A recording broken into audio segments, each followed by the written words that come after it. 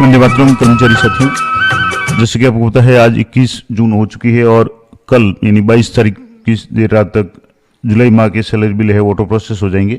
उससे पहले आपको क्या क्या काम करना है, डीडीयू लेवल पे क्या क्या काम करना है और एम्प्लॉय कैसे चेक करेंगे कि उनका जो जुलाई का इंक्रीमेंट लगा या नहीं लगा, और इसके साथ में और किन किन बातों को आपको विशेष रूप से ध्यान रखना है, पूरा प्रोसेस मैं आपको लाइव बताऊंगा और इम्पोर्टेंट जानकारी आपको दूंगा। तो सबसे पहले बात करेंगे कि जैसे मान लो डीडीयू लॉगिन में जाएंगे तो यहाँ डीडीयू लॉगिन में एम्प्लॉय मैनेजमेंट में जाकर के सबसे पहला काम करना है कि जिन जिन कर्मचारियों को जुलाई का इंक्रीमेंट लगना था उनका इंक्रीमेंट लगा या नहीं लगा, वो कैसे चेक करेंगे। तो जैसे डीडीयू लेवल पे एम्प्लॉय मैनेजमेंट है, उसमें एक ऑप्शन है एम्प्लॉय मॉडिफिकेशन। एम्प्लॉय मॉडिफिकेशन में नीचे जाएंगे तो एक ऑप्शन दिया हुआ है सैलरी इंक्रीमेंट।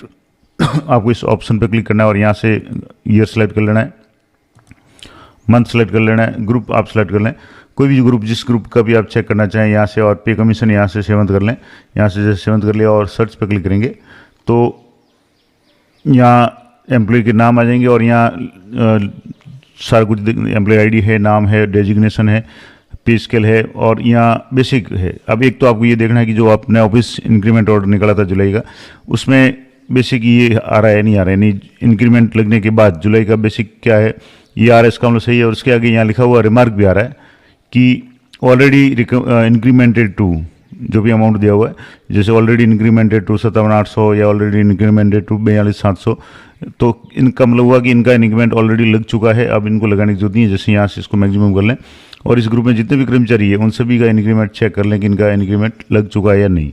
अगर नहीं लगा है तो आप यहाँ से भी लगा सकते हैं। दूसरा तरीका, मान लो यहाँ से नहीं लग रहा है किसी कारण के, तो आपको एम्प्लॉय मॉडिफिकेशन में जाना है, यहाँ से वापस और पे एंटाइटलमेंट में जाना है, और पे एंटाइटलमेंट में जाने के बाद में आपको किसी भी कर्मचारी को सर्च करना है। यहाँ से जैसे मैं कर्मचारी को सर्च कर रहा हूँ तो यहाँ से सर्च करने के बाद में आपको यहाँ चेंज इन पे कमीशन में एनुअल इंक्रीमेंट लिखना है।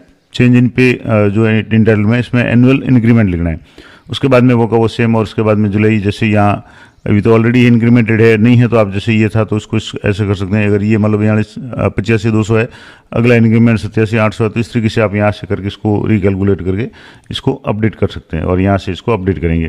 तो सबसे इम्पोर्टेंट काम जो अभी आपको करना है कि सभी कर्मचारियों का जिनका भी जुलाई में इंक्रीमेंट लगना है, पहले तो लगभग सभी कर्मचारियों को जुलाई में लगता था, लेकिन अब जो चेंज हो गया जिसमें जनवरी में कुछ लोगों का लगता है और अधिकांश लोगों का जो इंक्रीमेंट पुराने लोग हैं उनका जुलाई में लगता है। तो आप देख करके पता करें कि उनका इंक्रीमेंट जुलाई का जिनका लगना था वो लग चुका है या नहीं।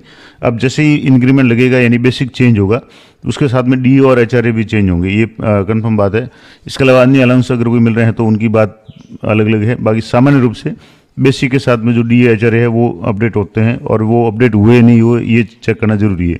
सामान्य रूप से जब भी आप बेसिक अपडेट करेंगे डी ऑटो अपडेट हो जाता है, एच आर भी होता है, लेकिन कुछ मामलों में हो सकता है अपडेट नहीं हो, तो आपको प्रत्येक कर्मचारी के यहाँ से या तो पे एंटाइटलमेंट में यहाँ से जाकर के पे एंटाइटलमेंट में जाकर के यहाँ से चेक कर सकते हैं। दूसरा तरीका सैलरी अलाउंसेज में जाकर सैंक्शंस में जाकर के भी आप चेक कर सकते हैं।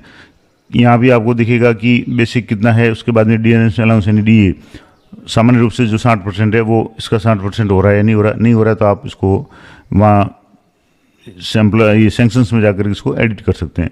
एचआरए भी आप यहाँ से देख लें, डिडक्शंस देख लें। अब डिडक्शंस में भी कई लोगों की हो सकता है कुछ गड़बड़ी होगी कि जैसे मान लो जीपीएफ की बात करें तो ये जीपीएफ जो है इसमें बेसिक दिया हुआ है और इसकी रेट दी हुई है। जैसे मान लो 23,100 तक है तो उनका 1450 है। अब मान लो बेसिक 23,101 से लेकर के 28,500 तक है तो उनका 1,625 रुपये में न्यूनतम कटौती है जीपीएफ की, वो करनी है। अब मान लो किसी कर्मचारी का 28,500 बेसिक था पिछले महीने में और उनके 1,625 रुपये कट रहे थे, लेकिन अब उनका इंक्रीमेंट लग गया और इंक्रीमेंट लगते ही उनका जो बेसिक है 28,501 से बढ़ गया, 29 हो गया, 30 हो गया, जितना भी हो गया। लेकिन अभी भी आपके अगर जीपीएफ 2000 ये जीपीएफ का डिडक्शन 1,625 है तो ये गलत हो जाएगा, यानी 28,501 बेसिक होते ही इसका जो न्यूनतम जीपीएफ है वो है 2,100 रुपये। तो इसको भी आप जरूर चेक कर लें, अन्यथा जब आप बिल ट्रेजरी फॉरवर्ड करेंगे तो वहाँ से ऑब्जेक्शन लग जाएगा। दूसरा, अगर मान लो ये एसआई की कटौती है तो एसआई की कटौती तो आपके जब भी जुलाई मार्च महीने में होगी तो अब उसको कोई ज़्यादा फर्क नहीं पड़ना। दूसरा है आरजीएसएस की कटौती।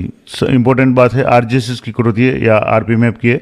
तो आरजीएसएस की कटौती अभी जो लेटेस्ट है 7th पे में ये भी आप देख लें कि अगर मान लो जैसे 18,001 से लेकर के 33,500 तक अगर किसी कर्मचारी का बेसिक है तो 440 कटनी है। लेकिन बेसिक 33,500 से इंक्रीमेंट लग गया और 34,500 800 या कुछ भी हो गया तो उनका इंक्रीमेंट जो इसका RGSS की कटौती है वो 440 से बढ़ा करके आपको 658 करनी है। और अगर 54,000 से ₹1 भी अगर बेसिक चेंज हो जाता है, अलग हो जाता है या अधिक हो जाता है तो आपको 875 करनी है। तो ये भी आपको ध्यान रखना है कि जिस भी कर्मचारी का आप इंक्रीमेंट लगा रहे हैं उनका बेसिक और GPF कम से कम देख लें, ऐसा ही चेंज नहीं होगा अभी। लेकिन GPF कटौती अगर, और ये समस्या किन लोगों की आती है कि जिनकी GPF कटौती न्यूनतम है। अब मान लो GPF कटौती यहाँ 28,85 जो थी और बेसिक चेंज हो गया और 51,501 से बढ़ करके 52 हो गया, 53,000 हो गया, तब तो आपको चेंज करनी है। लेकिन मान लो अगर कोई कर्मचारी पहले से ही GPF की 5,000 की कटौती करवाए, 7,000 की कटौती करवाए, तब उनमें कोई समस्या नहीं आएगी। तो ये ध्यान रखें। RGSS की मैंने आपको बता दी, RPMF की बता दी, जो RGSS के नाम से अब करता है, तो ये भी चेक कर लें। ये दो बातें हो गई। अब एक और बात की PD-ED के कोई कार्मिक है उनका भी आप चेक कर लें, और PD-ED के कार्मिकों का भी बेसिक अपडेट करने का ऑप्शन आ रहा है। अब मान लो जैसे यहाँ इस कर्मचारियों के अगर मान लो किसी के सैलरी सेंक्शन में जाकर के चेक करना है कि इनकी कटौती अपडेट करनी है, तो यहाँ से आपको जैसे मान लो डिडक्शंस इंडिविजुअल सेंक्शन इंडिविजुअल में जाना है यानी, और यहाँ जाकर किसी भी कर्मचारी को आपको सिलेक्ट करना है। यहाँ से जैसे मैं कर्मचारी को सिलेक्ट कर रहा हूँ तो यहाँ इनके डिडक्शंस चेक कर लें। LIC तो चलेगा, कोई बात नहीं। RGSS देख लें। इनकम टैक्स की कटौती भी आप एक और ध्यान रखें कि अब जैसे मान लो मार्च, अप्रैल, मई, जून और ये जुलाई की सैलरी है, तो जिन कर्मचारियों के आगामी इसी वित्तीय वर्ष में टैक्स लगने की संभावना है उनकी इनकम टैक्स की कटौती जरूर शुरू कर लें। और इसके अलावा SI और GPF। अब GPF मान लो जैसे इनकी GPF की 20,000 कटौती है तो कहीं कोई इशू नहीं है, बहुत ज़्यादा कटौती है ऑलरेडी है तो कोई समस्या नहीं है। RGSS की जो हाईएस्ट कटौती है 875, तो जैसे मैंने आपको बताया था कि RGSS की कटौती 875 हाईएस्ट है, तो इसके अलावा इसमें कोई चेक करने की जरूरत नहीं है। लेकिन जिनकी भी कटौती बॉर्डर लाइन की है या न्यूनतम स्लैब के अनुसार है उनको जरूर चेक कर लें। और अगर मान लो उसमें कुछ अपडेट है तो आप यहाँ से एडिट बटन पर जाकर के इसको अपडेट कर सकते हैं।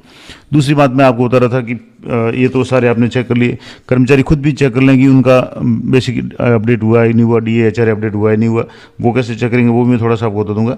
इसके अलावा एक और इम्पोर्टेंट बात जो बहुत ज़रूरी है कि कई कर्मचारियों का ट्रांसफ़र हुआ है। कई कर्मचारी मान लो मेडिकल लीव पे बैठे हैं या विदाउट पे बैठे, तो उनका या तो बेसिक जो भी आपकी सैलरी है वो स्टॉप कर लें। दूसरा, कई लोगों की ID ट्रांसफ़र करनी है या की है। अगर मान लो ID ट्रांसफ़र कर दी है तब तो कोई समस्या नहीं, लेकिन करनी है, और जैसे मान लो कई ऐसे साथी है जिनका समग्र शिक्षा अभियान यानी समसा में या RP के रूप में CBO कार्यालय में, या जो समसा में PO में सिलेक्शन हुआ है या ACBO में सिलेक्शन हुआ है CBO कार्यालय में, तो उनका सिलेक्शन होने के बाद में उनका जो आपको पता है कि वहाँ कटौती है वो या वहाँ सैलरी है वो ऑफलाइन बनेगी, यानी अलग तरीके से बनेगी। तो वहाँ उनकी या तो एक बार आप उनका बेसिक या जो भी सैलरी है उसको स्टॉप कर लें, क्योंकि उनको जिस तारीख को ज्वाइन किया उस तारीख तक से पहले की जो सैलरी तो आपको FMS 3.0 से देनी है, और बाद की सैलरी वहाँ प्रोजेक्ट के रूप में वहाँ से मिलेगी। मान लो जैसे किसी कर्मचारी ने 15 तारीख को वहाँ ज्वाइन किया, 14 को रिलीव हो गए मध्याह्न पश्चात, तो ऐसी स्थिति में आपको 14 तारीख तक की सैलरी उनको देनी है। तो अभी आप जैसे 14 तारीख की सैलरी देना चाहें तो आप नहीं बढ़ा सकते, तो इसके लिए आपको एक काम करना पड़ेगा कि आप सैलरी स्टॉप कर लें, और जब भी 1 तारीख को बिल प्रोसेस हो जाए उसके बाद में आप पार्शियल पे में जाकर के उन कर्मचारी की 14 तारीख की सैलरी बना करके जब सैलरी जमा हो जाए तो उनकी ID है वो आप CBO कार्यालय में या समसा में जहाँ भी ट्रांसफ़र करनी है वो ट्रांसफ़र करें, ताकि वहाँ बाकी दिनों का जो पेमेंट है, क्योंकि वो परियोजना का मामला है तो वहाँ लगभग ऑफलाइन बिल बनते हैं। तो ये भी आप जरूर ध्यान रखें, जिनका भी RP में, PO में या ACBO वगैरह में अगर सिलेक्शन हुआ है समग्र शिक्षा अभियान या CBO कार्यालय वगैरह में, तो वो भी जरूर ध्यान रखें। और जिनके भी ट्रांसफ़र हुई है उनका भी अगर मान लो किसी की ID ट्रांसफ़र नहीं की है तो यथाशीघ्र ट्रांसफ़र कर लें, ताकि जहाँ भी वो पोस्टेड हैं, मान लो किसी का 1 जुलाई को 2 जुलाई को अगर ट्रांसफ़र हुआ है तो आप इंक्रीमेंट लगा करके भेजें, क्योंकि 1 तारीख को इंक्रीमेंट लगना है, और इंक्रीमेंट लगाने के बाद उनकी ID आप ट्रांसफ़र कर दें। ट्रांसफ़र कैसे करेंगे इसके संबंध में मैंने कल परसों ये वीडियो बना रखा है, तो वो आप जरूर ध्यान रखें। ये सारी बातें होगी। इसके बाद में अगर मान लो PD-ED के कोई कार्मिक है तो उनके लिए भी यहाँ से जैसे PD-ED में जानने के बाद में मैं आपको बता देता हूँ PD-ED के कार्मिकों के लिए कैसे चेक करेंगे। तो वर्क स्पेस में जाकर के यहाँ आपको सब वीडियो सेलेक्ट करना है, और एम्प्लॉय मैनेजमेंट, और एम्प्लॉय मैनेजमेंट में यहाँ आपके एम्प्लॉय मैनेजमेंट है, उसमें एक ऑप्शन है एम्प्लॉय मॉडिफिकेशन। एम्प्लॉय मॉडिफिकेशन में भी आपके यहाँ सैलरी इंक्रीमेंट का ऑप्शन आ रहा है। तो यहाँ भी ये जो मैंने अब सब वीडियो रोल है ये सिलेक्ट किया, तो यहाँ भी आप जो भी कर्मचारी सब वीडियो के हैं उनके भी इंक्रीमेंट तुरंत लगा करके आप यहाँ से जैसे मान लो ये ग्रुप सेलेक्ट कर लें और 7th पे यहाँ से सेलेक्ट कर लें, और यहाँ सर्च पर क्लिक करेंगे तो इस ग्रुप में नहीं है तो दूसरा ग्रुप एक चेक कर लें, कोई भी जिसमें भी कार्मिक हो, और 7 पे सर्च करके यहाँ से जिनका भी इंक्रीमेंट लगाना है यहाँ से आप सेलेक्ट करके सबमिट पे क्लिक करेंगे तो इंक्रीमेंट लगेगा। लेकिन आप पहले देख लें कि एग्जिस्टिंग पे कितना है, अभी कितना है और बाद में कितना होगा और सही है या नहीं है। तो जिनका भी इंक्रीमेंट अगर मान लो पीडीआईडी के कार्मिक है उनका अगर नहीं लगा तो उनको भी लगाना है। दूसरा एक और इम्पोर्टेंट बात कि आप खुद कैसे चेक करेंगे, हालांकि वीडियो थोड़ा सा लंबा हुआ लेकिन मैं एक एक चीज़ आपको बताऊंगा। तो यहाँ से आपको एम्प्लॉय जो रोल है इसमें जाकर के मैं सेल्फ में जाकर के बताता हूँ कैसे करना है। तो यहाँ आपको employ SS employ self service इसमें जाना है, ईएसएस में। ये काम आप खुद कर सकते हैं, आपको डीडी लॉगिन की आवश्यकता नहीं है, खुद जाकर के यहाँ चेक कर लें। और यहाँ एक नीचे ऑप्शन आपको मिलेगा अर्निंग्स एंड डिडक्शंस, यहाँ जाकर के यहाँ व्यू डिटेल्स पे आप क्लिक करेंगे तो आप यहाँ से देख लें कि आपका बेसिक कितना है, डीए कितना है, एचआरए कितना है। ये डीए एचआरए और बेसिक आपका जुलाई का इंक्रीमेंट लगने के बाद जो बनना चाहिए था वो ही है या चेंज है। अगर वो नहीं है तो इसका मतलब आपका इंक्रीमेंट नहीं लगा है, तो आप यथाशीघ्र आज ही अपने डीडीओ साहब से संपर्क कर लें। अब इसमें एक बात ये है कि कई लोगों का जो आईपीआर सबमिट नहीं हुई थी तो उनके लिए तो रोका हुआ है इंक्रीमेंट, तो हो सकता है आईपीआर का ऑप्शन आ जाए। अन्यथा बाकी कोई कारण नहीं है या अगर कोई विशेष कारण तो बात लगे। बाकी एक बार आप जरूर चेक कर लें कि आपका जुलाई में इंक्रीमेंट लगना था और अभी तक लगा या नहीं लगा। अगर नहीं लगा है, अभी भी आपकी पुरानी यानी जून की सैलरी यहाँ शो हो रही है, बेसिक और डी एच आर उसी के अनुसार शो हो रहे हैं, तो आप यथाशीघ्र संपर्क कर लें। इसके अलावा आपके टैक्स की कटौती का आपने कहा है और भी कटौती शो नहीं हो रही है तो भी आप चेक कर लें। इसके अलावा आरजीएसएस की स्लैब अगर आपकी चेंज हो रही है, जीपीएफ की चेंज हो रही है तो भी आप उनको याद दिला दें कि मेरी जीपीएफ की कटौती है वो न्यूनतम थी, इसलिए इसको चेंज करना है बेसिक चेंज होने के बाद में। तो जैसी भी स्थिति है कर्मचारी खुद जरूर चेक करें, क्योंकि कई डीडी जो हैं उनके पास में काफ़ी सारे कर्मचारी होते हैं, 100-200 तक कर्मचारी होते हैं, तो प्रत्येक की डिटेल्स चेक कर पाना भी काफ़ी मुश्किल होता है। तो ये कर्मचारी खुद का भी दायित्व है कि वो अपने पर्सनल लॉगिन में जाकर के, आपके पास में 2 तरह के ऑप्शन है, आप इस तरीके से अपना लॉगिन करके IFMS 3.0 पे लॉगिन करके एम्प्लॉय सेल्फ सर्विस ESS में जाकर कर सकते हैं। उससे भी आसान तरीका है, आप मोबाइल ऐप जो है IFMS 3.0 मोबाइल ऐप, पिछले वीडियो में मैंने बताया था कि आप खुद मोबाइल ऐप पे जाकर कैसे चेक करेंगे कि आपका जुलाई का इंक्रीमेंट लगा या नहीं लगा, और अभी तक नहीं लगा है तो आप जरूर अपने डीडीओ साहब से संपर्क करके वो इंक्रीमेंट लगाने की प्रक्रिया है वो कराएं, क्योंकि आज 21 है और कल 22 तारीख की देर रात तक बिल है वो प्रोसेस हो जाएंगे।